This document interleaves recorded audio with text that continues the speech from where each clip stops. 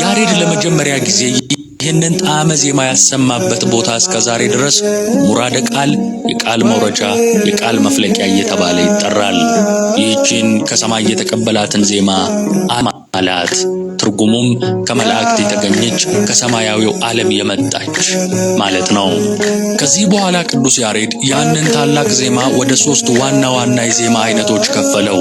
እነርሱም ግዕዝ፣ ዕዝል እንዲሁም አራራይ በመባል ይታወቃሉ። እነዚህ የዜማ አይነቶች በኢትዮጵያ ኦርቶዶክስ ተዋሕዶ ቤተክርስቲያን የአምልኮ ሥርዓት ውስጥ ሰፊና የማያቋርጥ አገልግሎት እየሰጡ ይገኛል። የዜማዎቹ ሦስትነት የቅድስት ሥላሴን ሦስትነት ያመለክታል።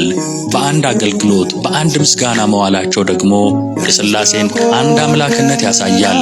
አንድ አካል፣ አንድ ፍቃድ፣ አንድ ክብር እንዳላቸው ያመለክታል።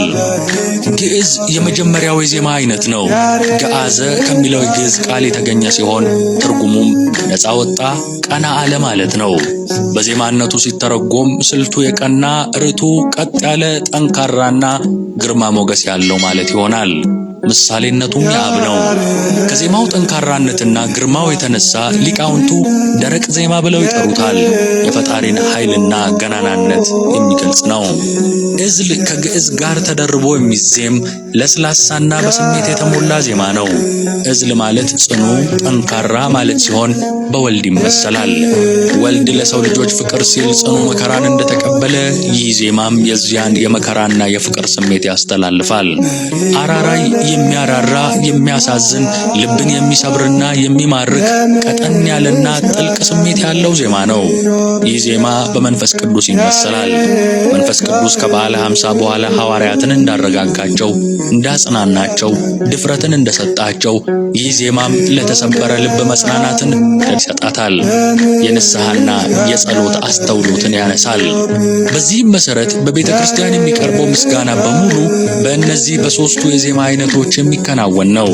ከዚህ ሥርዓትና ከነዚህ የዜማ አይነቶች የወጣ ዝማሬ በቤተ ክርስቲያን ሊኖርም የቤተ ክርስቲያን አይደለም። ማንኛውም ሰው በቤተ ክርስቲያን መዝሙር የሚያቀርበው የቅዱስ ያሬድን የዜማ ምልክቶችና አይነቶች ተከትሎ ነው። ከነዚህ ከሦስቱ የዜማ አይነቶች የወጣ ዜማ ፈጽሞ ተቀባይነት የለውም።